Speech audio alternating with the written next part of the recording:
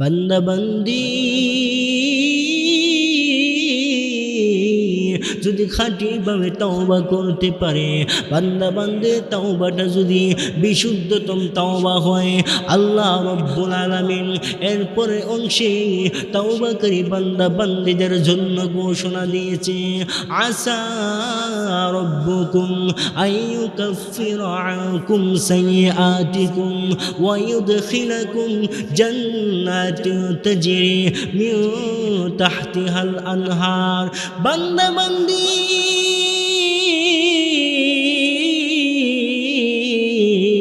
বান্দা বান্দি যদি খাঁটিভাবে তওবা করতে পারে, বিশুদ্ধতমভাবে যদি তওবা করতে পারে, আল্লাহ রাব্বুল আলামিন তওবাকারী বান্দা বান্দিকে জানায়া দিয়েছে, ও বান্দা বান্দি, আমি আল্লাহ রাব্বুল আলামিন তোমাদের তওবার বদৌলতে, তোমাদের তওবার খাতিরে আমি আল্লাহ তোমাদের গুনাহগুলিকে মাফ করে দিব। আল্লাহ রাব্বুল আলামিন এরপরেও আরেকটি ঘোষণা দিয়েছি, বান্দা বান্দি যদি খাঁটিভাবে তওবা করতে পারে, এর বদৌলতে আমি মহান আল্লাহ বান্দা বান্দীদের জন্য এমন একটি জান্নাত নামক নিয়ামতের ব্যবস্থা করে রাখছি রে। আমি মহান আল্লাহ এমন একটি জান্নাত দান করব, যেই জান্নাতের মধ্যে দুধের নহর এবং মধুর নহরের ব্যবস্থা আছে। সুবহানাল্লাহ। আলহামদুলিল্লাহি রাব্বিল আলামিন ওয়াসসালাতু ওয়াসসালামু আলা সাইয়্যিদিনা মুহাম্মদ وعلى آله وأصحابه وسلم الذي دعا الناس من عبادة الأوثان إلى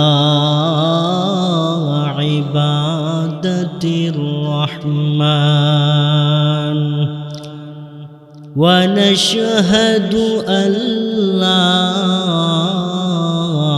إله إلا الله وحده لا شريك له ونشهد أن سيدنا وسندنا وحبيبنا ومولانا محمدا عبده ورسوله الذي أرسل إلى الناس كافة بشيرا ونذيرا وداعيا إلى الله بإذنه وسراجا منيرا. أما بعد فأعوذ بالله من الشيطان الرجيم. بسم الله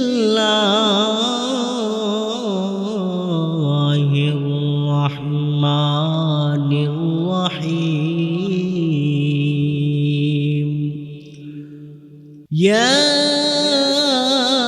أيها الذين آمنوا توبوا إلى الله توبة نصوحا عسى ربكم أن يكفر عنكم سيئاتكم ويدخلكم جنات تجري من تحتها الأنهار صدق الله العظيم.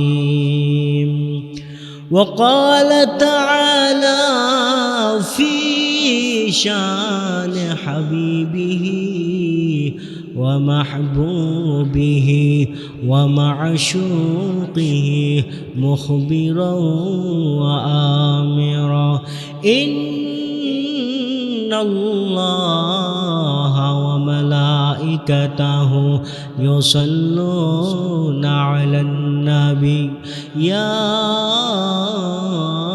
أيها الذين آمنوا صلوا عليه وسلموا تسليما بلغ العلا بكماله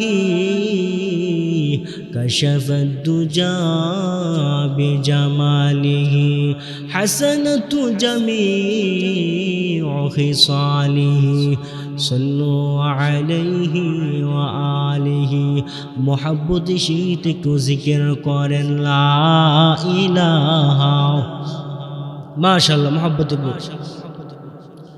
لا إله إلا الله لا إله إلا الله لا إله ما شاء الله محبت بروش لا إله إلا الله لا إله एही कालिमा पढ़बे जारा काजे लागबे मरণ बेला बोलुन এই কালিমা পড়বে যারা কাজে লাগবে মরণ বেলা এই কালিমার রৌশনীতে এই কালিমার রৌশনীতে কবর হবে জালা লা ইলাহা মাশাআল্লাহ ইল্লাল্লাহ লা ইলাহা আল্লাহ তুমি দিলে আসমান দিয়েছো জমিন সুখের সমাজ গড়তে দিলে আল কোরআন লা ইলাহা মাশাআল্লাহ মুহাব্বত বল ইল্লাল্লাহ লা ইলাহা লা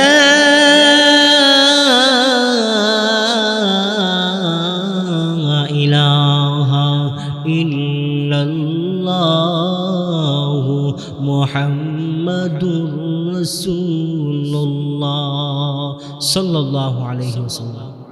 আজকের মাহফিলের বর্তমান অধিবেশনে আমার সম্মানিত সভাপতি সাহেব মাদ্দাজিল্লাহুল আলী, উপস্থিত উলামায়ে কেরাম, তুলাবে আযম ও আমার প্রাণপ্রিয় ধর্মীয় যুবকবৃন্দ ভাইয়ারা, পর্দার আড়াল থেকে ওয়াজ শ্রবণ করতেছেন আমার সম্মানিতা মা ও বোনেরা, সর্বপ্রথমই মহান স্রষ্টার দরবারে শুকরিয়া জ্ঞাপন করি, যেই স্রষ্টা আপনাকে আমাকে বহু মানুষ থেকে বাছাই করে যাচাই করে দুনিয়াবি যাবতীয় ব্যস্ততা থেকে ফারেক করে আল্লাহ পাক রব্বুল আলামিন আপনাকে আমাকে মহামূল্যবান একটি দামি মজলিসে আসা এবং বসার মতো তৌফিকটুকু দান করেছেন।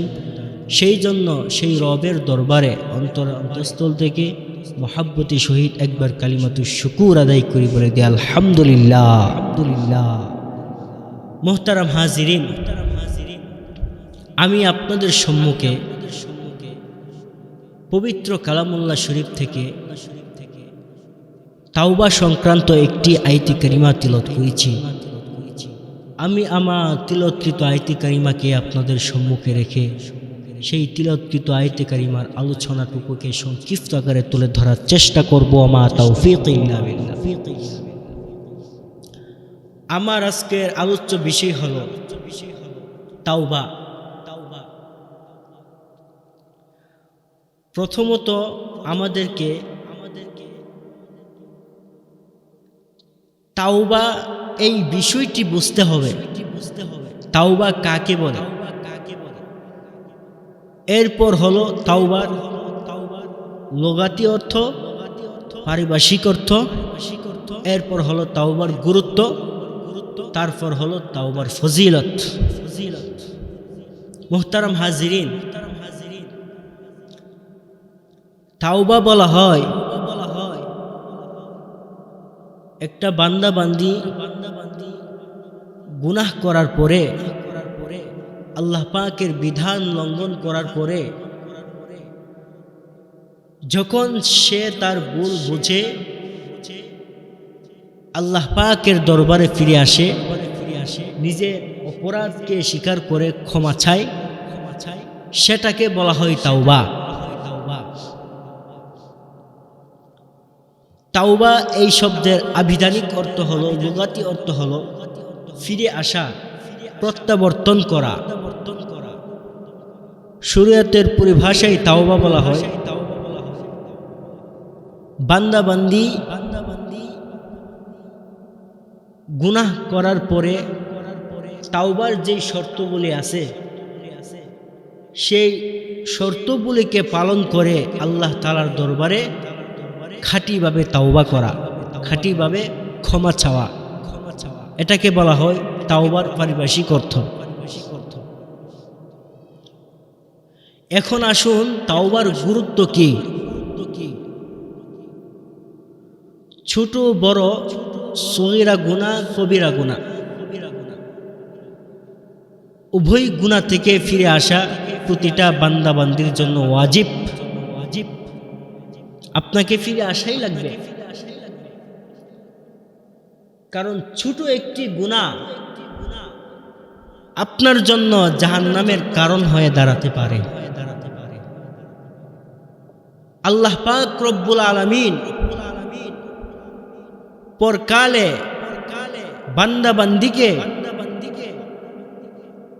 নাজাত নামক নিয়ামত দিতে গিয়া এক একটা উসিলা তালাশ করবে। আপনার মধ্যে যদি সেই উসিলাগুলি না থাকে, সেই মাধ্যমগুলি না থাকে, তাহলে আপনি কিভাবে নাজাত পাবেন? এই জন্য ছোট ছোট গুনাহগুলিকে যদি এড়িয়ে চলতে পারে, তাহলে আল্লাহ পাক রব্বুল আলামিন এর খাতিরেও আপনাকে আমাকে নাজাত নামক নিয়ামত দিতে পারে। মুহতারাম হাজিরিন, এই হলো তাওবার গুরুত্ব। তাহলে আমরা এটাই বুঝলাম, ছোট বড় যে কোনো গুনাহ আমাদের দ্বারা হয়ে গেলে আমাদের কি করতে হবে? আল্লাহ তাআলার পথে ফিরে আসতে হবে, গুনার প্রতি লজ্জিত হইয়া তাওবা করতে হবে, ক্ষমা চাইতে হবে। এটা হলো তাওবার গুরুত্ব। এরপরে আসুন তাওবার ফজিলত। তাওবার ফজিলত সম্পর্কে আল্লাহ পাক রব্বুল আলামিন আমার তিলাওয়াতকৃত আয়াতে কারিমাতে বলেন, ইয়া আইয়ুহাল্লাযীনা আমানু তুবু ইলাল্লাহি তাওবাতান নাসুহা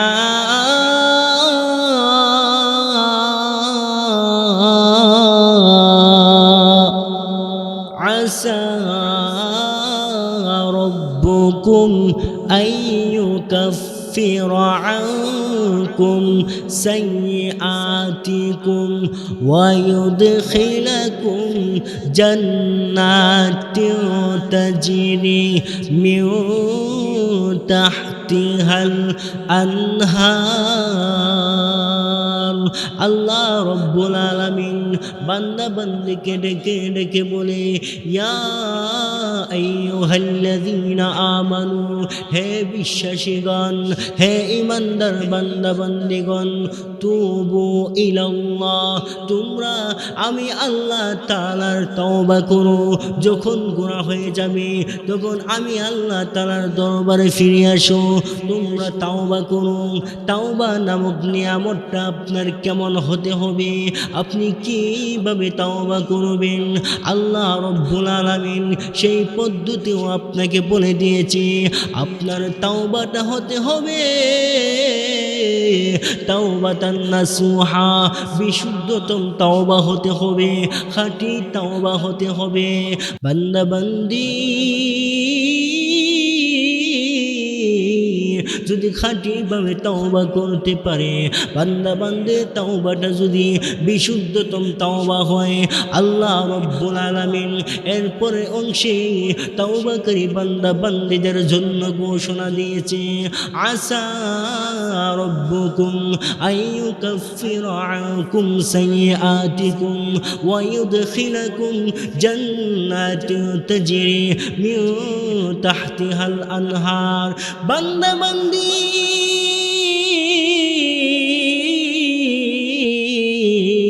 বান্দা বান্দি যদি খাঁটিভাবে তওবা করতে পারে, বিশুদ্ধতমভাবে যদি তওবা করতে পারে, আল্লাহ রব্বুল আলামিন তওবাকারী বান্দা বান্দিকে জানায়া দিয়েছে, ও বান্দা বান্দি, আমি আল্লাহ রব্বুল আলামিন তোমাদের তওবার বদৌলতে, তোমাদের তওবার খাতিরে আমি আল্লাহ তোমাদের গুনাহগুলিকে মাফ করে দিব। আল্লাহ রব্বুল আলামিন এরপরেও আরেকটি ঘোষণা দিয়েছি, বান্দা বান্দি যদি খাঁটিভাবে তওবা করতে পারে, এর বদৌলতে আমি মহান আল্লাহ বান্দা বান্দীদের জন্য এমন একটি জান্নাত নামক নিয়ামতের ব্যবস্থা করে রাখছি রে। আমি মহান আল্লাহ এমন একটি জান্নাত দান করব, যেই জান্নাতের মধ্যে দুধের নহর এবং মধুর নহরের ব্যবস্থা আছে। সুবহানাল্লাহ, সুবহানাল্লাহ। আমি আল্লাহ এমন জান্নাতের ব্যবস্থা করে রাখছি। তাহলে তাওবাটা হতে হবে আপনার খাঁটি তাওবা, বিশুদ্ধতম তাওবা হতে হবে।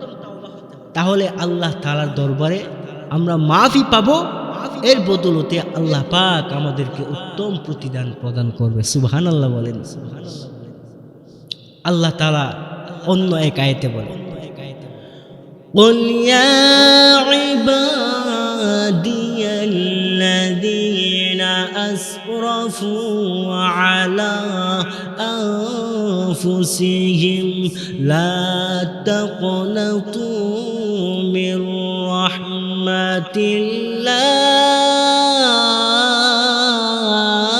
الله إن الله يغفر الذنوب جميعا।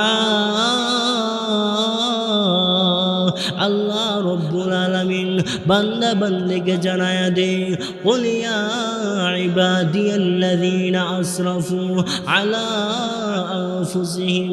কিরে বান্দা বান্দি, বান্দা বান্দি রে, তোমরা যারা নিজেদের উপর জুলুম করেছ, নিজেদের উপর অত্যাচার করেছ, যেই বান্দা বান্দি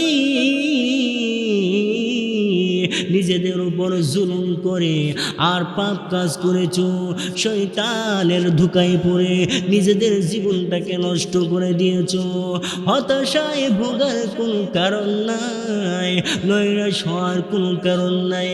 আমি আল্লাহর রহমতের দিকে ফিরে আসো। আমি আল্লাহর রহমত বান্দা বান্দির জন্য এত বড় একটা নিয়ামত। আমি আল্লাহর রহমত থেকে যদি বান্দা বান্দি নৈরাশ না হয়, আমি আল্লাহ রব্বুল আলামিন বান্দা বান্দিকে ক্ষমার ঘোষণা দিয়ে দেব। ইন্নাল্লাহা ইয়াগফিরুয যুনুবা জামিআ, নিশ্চয় আল্লাহ রব্বুল আলামিন প্রত্যেকের তওবাকে কবুল করে। তওবার খাতিরে আল্লাহ রব্বুল আলামিন বান্দা বান্দিকে মাফের ঘোষণা দেয়। আল্লাহ রব্বুল আলামিন বলেন, ইন্নাহু হুয়াল গফুরুর রহিম। বান্দা বান্দি রে, আমি আল্লাহ হলাম গফফার, আমি আল্লাহ হলাম সত্তার, আমি আল্লাহ হলাম রহমান। বান্দা বান্দি রে, তুমি গুনাহ করেছ, তুমি পাপ করেছ, তুমি অপরাধ করেছ, তুমি অন্যায় নামক জঘন্য কাজ করেছ। দুনিয়ার কোনো মা বাবা তোমার অপরাধকে ক্ষমা করতে পারবে না। দুনিয়ার কোনো আত্মীয় স্বজন তোমার অপরাধকে ক্ষমা করতে পারবে না। দুনিয়ার কোনো ভাই বোন তোমার অপরাধকে ক্ষমা করতে পারবে না। দুনিয়ার কোনো বান্দা বান্দি তোমার অপরাধকে ক্ষমা করতে পারবে না। আমি আল্লাহ হলাম রহমান, আমি আল্লাহ হলাম রহিম। দুনিয়ার কোনো বান্দা বান্দের কাছে যদি একবার যদি অপরাধ করা হয় তাহলে ক্ষমা করে দেয়, আবার যখন অপরাধ করা হয় তখন রাগান্বিত হয়ে যায়, আরো অপমান করে, আরো বেইজ্জতি করে। কিন্তু আল্লাহ বলেন, বান্দারে আমি আল্লাহ হলাম এমন রহমান, আমি আল্লাহ হলাম এমন গফফার, আমি আল্লাহ হলাম এমন সত্তার, যেই রবের দরবারে তুমি একবার অপরাধ করছো আমি আল্লাহ আবার ক্ষমা করব, আবার তুমি অপরাধ করছো আবার আমি আল্লাহ তোমাকে মাফ করব। বান্দা বান্দিরে, যদি খাঁটিভাবে তাওবা নামক নিয়ামত করতে পারো রে, আমি আল্লাহ রব্বুল আলামিন তোমার যাবতীয় গুনাহগুলিকে মাফ করে দেব। সব কথার এক কথাই হলো, আল্লাহ পাকের দরবারে খাঁটিভাবে তাওবা করতে হবে। আপনার তাওবাটা হতে হবে তাওবাতান নাসুহা, অর্থাৎ অতীতে গুনাহ করেছেন, আপনি অতীতের গুনার প্রতি লজ্জিত হইয়া আল্লাহ তাআলার দরবারে তাওবা করতে হবে। আপনার তাওবাটা হতে হবে তাওবাতান নাসুহা, ভবিষ্যতে আর কোনোদিন গুনাহ করা যাবে না। তাওবার দুইটা শর্ত। আরেকটা শর্ত হলো, যদি বান্দার হক হয়ে থাকে বান্দার কাছে আগে মাপ চেয়ে নিতে হবে। যদি মুআমালাতের বিষয় হয় সেটা পরিশোধ করে আল্লাহ পাকের দরবারে মাফি চাইলে আল্লাহ মাফ করে, কারণ এটা হলো হুকুকুল ইবাদ। বান্দাবান্দির হক বান্দাবান্দির কাছে আগে সমাধান করতে হবে, তারপরে আল্লাহ পাকের দরবারে ক্ষমা চাইলে আল্লাহ ক্ষমা করে দেবে। এরপরে শর্ত হলো, যদি আল্লাহ পাকের হক লঙ্ঘন করার মাধ্যমে যদি কোনো গুনাহ হয়ে থাকে তাহলে আল্লাহ পাকের দরবারে ক্ষমা চাইতে হবে।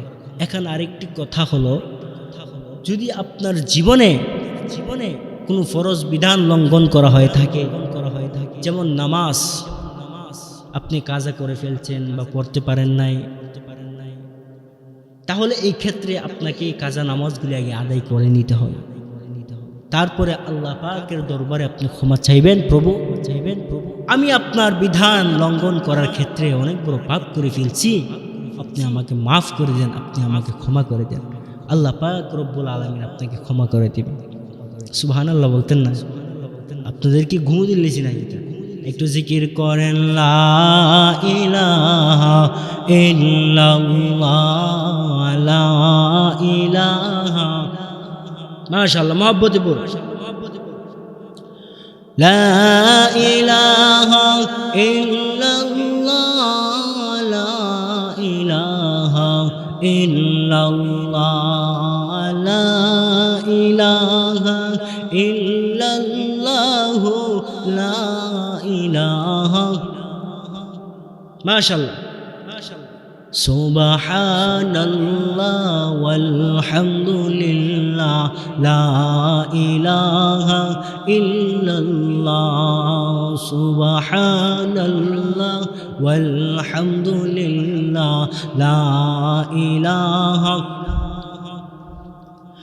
আমার চেহেলে মেয়ে বন্ধু বান্ধব আর যত আপনজন, আমার চেহেলে মেয়ে বন্ধু বান্ধব আর যত আপনজন, সবাই মিলে রাখবে আমায়, সবাই মিলে রাখবে আমায় সাড়ে 3 হাত মাটির ঘরে। সুবহানাল্লাহ, মাশাআল্লাহ মাশাআল্লাহ, মহব্বত লা ইলাহা সুবহানাল্লাহ লা ইলাহা। তুমি বাঁচাও তুমি মারো, তোমার হাতে জীবন মরণ। তুমি বাঁচাও তুমি মারো, তোমার হাতে জীবন মরণ। তুমি ছাড়া নাই যে মুদের, তুমি ছাড়া নাই যে মুদের কোন পরওয়ারদিগার। সুবহানাল্লাহ ওয়ালহামদুলিল্লাহ লা ইলাহা। মাশাআল্লাহ, মহব্বত লা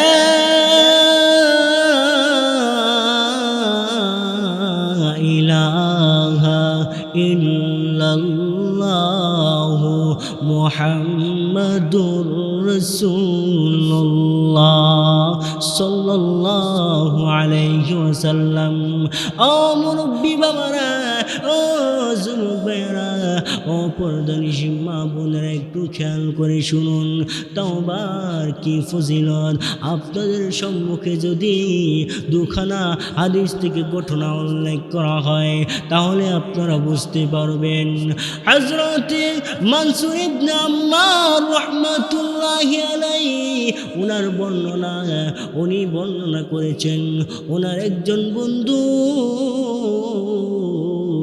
অনেক পাপ করে ফেলেছে, অনেক অন্যায় করে ফেলেছে, নিজের শরীরে নিজের জীবনে অনেক বড় জুলুম করেছে, অনেক বড় নির্যাতন করেছে, নিজের উপর অনেক বড় অত্যাচার করেছে। আর আল্লাহ রব্বুল আলামিনের দরবারে তাওবা করে, প্রভু গো আপনি আমাকে মাফ করে দেন, আপনি আমাকে ক্ষমা করে দেন। ওগো প্রভু, প্রভু গো আমি আর জীবনে অপরাধ করব না, আমি আর জীবনে অন্যায় করব না। হযরতে মানসুর ইবনে আম্মার রাহমাতুল্লাহি আলাইহি তিনি বলেন, আমার বন্ধু যখন এইভাবে তাওবা করেছে, আমি তাকায় দেখি, আমি লক্ষ্য করে দেখি আমার বন্ধু তাওবার পর থেকে নিয়া বেশি বেশি করে মহান আল্লাহ রব্বুল আলামিনের দরবারে বেশি বেশি করে ইবাদত করে, বেশি বেশি করে রোজা আদায় করে। এইভাবে যখন বহুদিন অতিবাহিত হয়ে গেছে, হযরতে মানসুর ইবনে আম্মার রাহমাতুল্লাহি আলাইহি তিনি তার বন্ধুকে খুঁজতে আরম্ভ করেছে, বন্ধুকে খুঁজতে আরম্ভ করতে করতে এক পর্যায়ে যখন বন্ধুর সন্ধান না পায়, এবার বন্ধুর ঘরের দরওয়াজার সামনে দাঁড়ায় গেছে। বন্ধুকে ডাক দে, বন্ধুর ঘর থেকে কোনো জবাব আসে না, কোনো জবাব আসে না।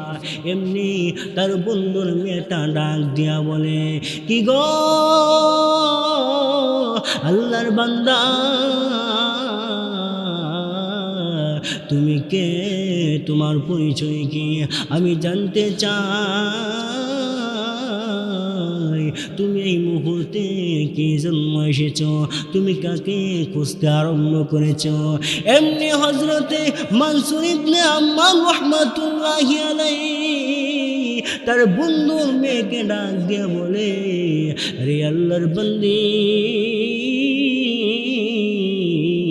আমি তোমার আব্বাকে খুঁজতেছিলাম, তোমার আব্বা কি ঘরে আসেনি? তোমার আব্বা কি ঘরে আসেনি? একটু ডাক দাও না, আমি তোমার আব্বার সাথে একটু কথা বলতেছিলাম। এমনি এই মেয়ে তার বাবাকে ডাক দেয়, বাবাকে বলে, আব্বাজি আপনাকে একদম খুঁজতেছে, ঘরের দরওয়াজার সামনে দাঁড়ায় আছে। যখন হযরত মানসুর ইবনে আম্মার রাহমাতুল্লাহি আলাইহি ঘরে ঢোকার জন্য পারমিশন দেওয়া হলো, এবার ঘরের ভিতরে ঢুকে তাকায়া দেখে রে তার বন্ধু ঘরের মাঝখানে কাত হয়া, ঘরের মাঝখানে চিত হয়ে পড়ে আছে, ভীষণ অসুস্থ অবস্থায় জমিনে বই যাচ্ছে আর কাঁদতেছে, চোখের পানি ছেড়ে দিয়া কান্না করে। এমনি হযরত মানসুর ইবনে আম্মার রাহমাতুল্লাহি আলাইহি এই করুণ দৃশ্য দেখে তিনিও চোখের পানি ছেড়ে দিয়া কাঁদতে আরম্ভ করেছে। এমনি তার বন্ধুকে ডাক দিয়া বলে, কে বন্ধু, তোর এমন করুণ অবস্থা কি জন্য হয়েছে? আমি একটু জানতে চাই, আমি একটু জানতে চাই এমন করুণ অবস্থা কি কারণে হয়েছে। বন্ধুর জবান দিয়া কোনো কথা বের হয় না, বন্ধুর চেহারাটা বিকৃতি হয়ে গেছে। এমনি মানসুর ইবনে আম্মার রাহমাতুল্লাহি আলাইহি বারবার কালিমার তালকিন দিতেছে লা ইলাহা ইল্লাল্লাহ পড়ার জন্য, কিন্তু বন্ধুর জবান দিয়া কোনো কালিমার বাক্য বের হয় না। প্রথমবার যখন কালিমার তালকিন দিয়েছে, কালিমা পড়ে না, জবান দিয়া কালিমা বের হয় না। কালিমার কথা শুনে বেহুশ হয়ে গিয়েছে। আবার যখন হুঁশে পেয়ে আসছে, আবার কালিমার তালকিন দিয়েছে, আবার বেহুশ হয়ে গেছে। এইভাবে একবার দুইবার না, তিনবার পর্যন্ত কালিমার তালকিন দিয়েছে, কিন্তু জবান দিয়া কোনো কালিমা বের হয় না। এমনি উচ্চ সুরে তার বন্ধুকে ডাক দিয়া বলে, কেরে মানসুর বন্ধু, আমার জবান দিয়া কালিমা বের হবে না, কারণ কালিমার মধ্যে আর আমার মধ্যে একটা বাধা সৃষ্টি হয়ে গেছে। বন্ধু, যতই কালিমার তালকিন দাও, আমার জবান দিয়া কালিমা বের হবে না, কারণ আমি যে অপরাধ করছি আর যে অন্যায় করছি, আমার প্রতি আল্লাহ পাক নারাজ হয়ে আছে, বেজার হয়ে আছে। আমার জবান দিয়া কালিমা তালকিন দিলেও কালিমা বের হবে না। হযরত মানসুর ইবনে আম্মার রাহমাতুল্লাহি আলাইহির বন্ধু এক বন্ধু আরেক বন্ধুকে বলতে আরম্ভ করেছে, বন্ধুরে, আমি একবার দুইবার না, বারবার আমি যখন আমার গুনার কারণে আমি যখন অসুস্থ হয়ে পড়লাম, তখন আল্লাহ তাআলার কাছে ক্ষমা চাইছি। আবার আল্লাহ রব্বুল আলামিন আমাকে সুস্থতার নামক নিয়ামত দান করেছি। আবার যখন সুস্থ হয়ে গেলাম, আবার আমি গুনার কাজে লিপ্ত হয়ে গেলাম। এইভাবে বারবার আল্লাহ রব্বুল আলামিন আমাকে সুস্থতার নামক নিয়ামত দেয়, আমি নিয়ামতের কদর করি না, আবার গুনাহের কাজে লিপ্ত হয়ে যায়। একবার দুইবার না, বারবার আমি অপরাধ করি, আর বারবার আমি আল্লাহ তাআলার দরবারে আমি কান্না করি আর তাওবা করি। ঘটনাক্রমে একদিন আমি ভীষণ অসুস্থ হয়ে গেছি। আমি আমার পরিবার পরিজনকে আমি ডাকতে আরম্ভ করেছি, কিন্তু পরিবারের লোকেরা, তোমরা কে কোথায় আছো রে, আমার কাছে আও, আমাকে নিয়ে চলো, আমার ঘরের একটি মাঝখানে একটি জায়গায় আমাকে শোয়া দাও, আর আমার হাতে একটা কোরআন ধরায়া দাও। আমি কোরআনটা দেখে দেখে পড়ব, আর আমি মহান আল্লাহকে ডাকতে আরম্ভ করব রে, আমি ডাকতে আরম্ভ করব। আমি আল্লাহ তাআলার দরবারে আল্লাহর কোরআনটাকে হাতে নিয়া আমি খাঁটিভাবে তওবা করব রে, আমি আর কোনোদিন গুনাহ করব না, আমি আর গভীর রজনীতে কোনোদিন আর মদ পান করব না। আমি যে অপরাধ করলাম সেই অপরাধের উপর আমি লজ্জিত হইয়া, আমি অনুতপ্ত হইয়া আমি মহান আল্লাহ তাআলার দরবারে খাঁটিভাবে তওবা করব। আমি যখন আমার পরিবার পরিজনকে এইভাবে বলেছি, এবার আমার পরিবার পরিজন, আমার আপনজন আমাকে ঘরের মাঝখানে শোয়া রাখছে, আর হাতের মধ্যে একটা কোরআন দিয়ে দিয়েছে। আমি কোরআন তিলাওয়াত করতে আরম্ভ করেছি, আর চোখের পানি ছেড়ে দিয়া মহান প্রভুকে ডাক দিয়ে বলছি, কি গো প্রভু, প্রভু গো, আমি আর অপরাধ করব না, আমি আর অন্যায় করব না, আপনি আমাকে মাফ করে দেন। এইভাবে যখন আমি আমার প্রভুর কাছে দুইটা হাত উঠাইয়া আমি যখন কান্না করছি, মহান আল্লাহ আমি এই অদমের তাওবাকে গ্রহণ করেছি। এরপর যখন মহান আল্লাহ আমাকে সুস্থতার নিয়ামত যখন দান করেছে, তারপর আবার আমি নিয়ামতের কদর না করে আবার আমি গুনাহের কাজে লিপ্ত হয়ে গেছি, আমি গুনাহ কাজে লিপ্ত হয়ে গেলাম। এরপরে আল্লাহ রব্বুল আলামিন সঙ্গে সঙ্গে আমাকে আবার অসুস্থতার মধ্যে ফেলে দিছে। আমি আমার পরিবার পরিজন, আমি আমার আপনজনকে ডেকে ডেকে বললাম, কে রে পরিবারের লোকেরা, তোমরা কোথায় আছো রে? আমাকে উঠানের মাঝখানে রেখে দাও, বাড়ির উঠানের মাঝখানে আমাকে রেখে দাও, আর আমার হাতে একটা কোরআন ধরায়া দাও, আমি কোরআনটা দেখে দেখে পড়বো আর মহান প্রভুকে ডাকবো, যেই রহমান যেই রহিম আমাকে দুনিয়াতে পাঠাইছে, আমাকে দুনিয়াতে পাঠাইছে। আমি যদি সেই রহমানের দরবারে আবারও তাওবা করি, এই সেই রহমান আমাকে ক্ষমার ঘোষণা দিয়ে দিবে। এবার মনসুর ইবনে আম্মার রাহমাতুল্লাহি আলাইহির বন্ধু এইভাবে যখন ঘটনা খুলে খুলে বলতেছে, মনসুর ইবনে আম্মার রাহমাতুল্লাহি আলাইহি চোখের পানি ছেড়ে দিয়া কাঁদতেছে। মনসুর ইবনে আম্মার রাহমাতুল্লাহি আলাইহি তার বন্ধুকে ডাক দিয়ে বলে, কিরে বন্ধু, এতদিন যে ইবাদত করেছিস, এতদিন যে নামাজ আদায় করেছিস, এতদিন যে রোজা রাখিছিস, এতদিন যে রোজা নামক বিধান পালন করেছিস, তোর এই বিধানের কি কোনো প্রতিদান পাওয়া যায় নাই? এই বিধানের কি কোনো ফল পাওয়া যায় নাই? এইভাবে যখন মনসুর ইবনে আম্মারকে বলতেছে, মনসুর ইবনে আম্মার জবাব দে, কিরে বন্ধু,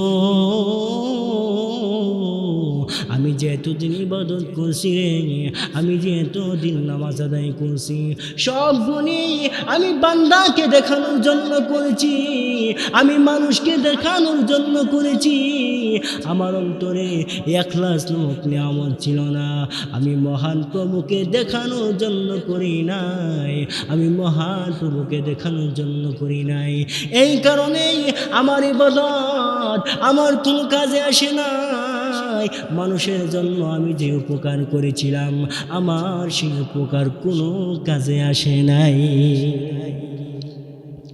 আমি যতগুলা ইবাদত করেছি, আমি যতগুলা বিধান পালন করেছি, মানুষের যে উপকার করলাম, সব কিছু আমি মানুষকে দেখানোর জন্যই করেছিলাম। এই জন্য মরণকালেও কোনো কিছু আমার জন্য কাজে আসে নাই, কোনো উপকার আসে নাই। এই জন্য যখন কোনো ইবাদত করব, কোনো বন্দেগী করব, মানুষের উপকারী হোক, আল্লাহর বিধানে হোক, যে কোনো কিছু করব অন্তরে ইখলাস নামক নিয়ামত রাখা আল্লাহ পাকের জন্যই করতে হবে। ভাইয়েরা আমার, বন্ধুরা আমার, হযরতে মনসুর ইবনে আম্মার রাহমাতুল্লাহি আলাইহি তার বন্ধুকে যখন বাড়ির উঠানে রেখে দিছে রে, বাড়ির উঠানে যখন রেখে দিছে, হাতের মধ্যে যখন একটা কোরআন ধরায় দিছে, কোরআনটাকে হাতে নিয়ে কোরআনটাকে খুলে খুলে চোখের পানি ছাড়তেছে, আবার কান্না আরম্ভ করেছে। মালিক, প্রথমবারের মতো আমি আবারও খাঁটিভাবে তওবা করতেছি, আপনি আমাকে মাফ করে দেন না, মাফ করে দেন। আপনি তো রহমান, আপনি তো রহিম, আপনি যদি ক্ষমা না করেন আমি দুনিয়ার কার কাছে যাব। প্রথমবারের মতো যখন এইভাবে চোখের পানি ছেড়ে দিয়া কান্না আরম্ভ করেছে, এমনি আল্লাহ রব্বুল আলামিন ওই অদম বান্দাকে মাফ করে দিয়েছে, গুনাহগার বান্দাকে মাফ করে দিয়েছে। যখন সুস্থতার নামক নিয়ামত লাভ করেছে, আবার সঙ্গে সঙ্গে গভীর রজনীতে মদ পান করতে আরম্ভ করেছে। সমাজের এমন কোনো গুনাহ নাই যেই গুনাহ ওই বান্দা করে না, সমাজের এমন কোনো গুনাহ নাই যেই গুনাহ ওই বান্দা করে না। প্রথমবারের মতো সুস্থ হয়েছে, আবার গুনাহ করছে, তাওবা করছে, আবার আল্লাহ পাক সুস্থ করে দিছে, আবার গুনাহ করছে, তাওবা করছে। দ্বিতীয় নম্বর ধাপ। তৃতীয়বারের মতো আবার আল্লাহ রব্বুল আলামিনের দরবারে দুইটা হাত উঠায় দিছে, ওগো মাওলা, আমি অনেক বড় পাপ করে ফেলেছি, আমি অনেক বড় অপরাধ করে ফেলেছি। ওগো মালিক,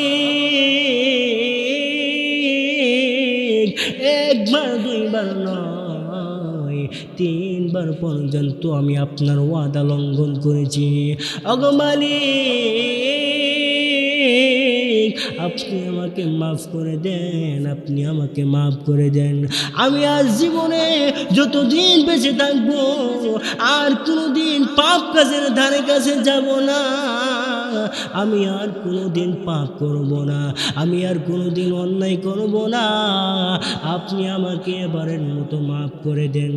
এমনি আল্লাহ রব্বুল আলামিনের দরবারে এইভাবে যখন কান্না আরম্ভ করেছে, হাতের মধ্যে যে কোরআনটাকে দেওয়া হয়েছে, যে কোরআনটাকে দেওয়া হয়েছে, চোখের পানি ফেলে দেখে চোখের পানি ছাড়তেছে, আর তাকায় দেখে কোরআনের পৃষ্ঠায় পৃষ্ঠায় যে কালো অক্ষরগুলো ছিল সবগুলি সাদা হয়ে গেছে। সবগুলি যখন সাদা হয়ে গেছে, এবার আর কিছু দেখতে পারে না, চোখের পানি ছেড়ে দিয়া কান্না করে। এবার ওই বান্দার বোঝার বাকি নাই, এই বান্দার বোঝার বাকি নাই। মহান আল্লাহ রব্বুল আলামিন যেই স্রষ্টা আমাকে সৃষ্টি করেছে, যেই স্রষ্টা আমাকে দুনিয়াতে পাঠাইছে, সেই স্রষ্টা মনে হয় আমার উপর রাগান্বিত হয়ে গেছে, সেই স্রষ্টা মনে হয় আমার উপর নারাজ হয়ে গেছে রে, আমার উপর নারাজ হয়ে গেছে। এবার হযরতে মনসুর ইবনে আম্মার রাহমাতুল্লাহি আলাইহি এই কথা শোনার মাত্র চোখের পানি ছেড়ে দিয়া আরো কান্না আরম্ভ করেছে। এই কথা শুনে, এই দৃশ্যগুলো দেখে ঘর থেকে যখন বের হয়ে যাবে রে, যখন বাহিরে পাটা রাখছে, দরওয়াজার বাইরে যখন পা রাখছে, এমনি খবর শোনা যায় তার বন্ধু দুনিয়া থেকে বিদায় হয়ে গেছে। তাওবা করতে পারে নাই, তাওবার সুযোগটুকু পর্যন্ত পাই নাই, তাওবা না করে দুনিয়া থেকে বিদায় হয়ে গেছে।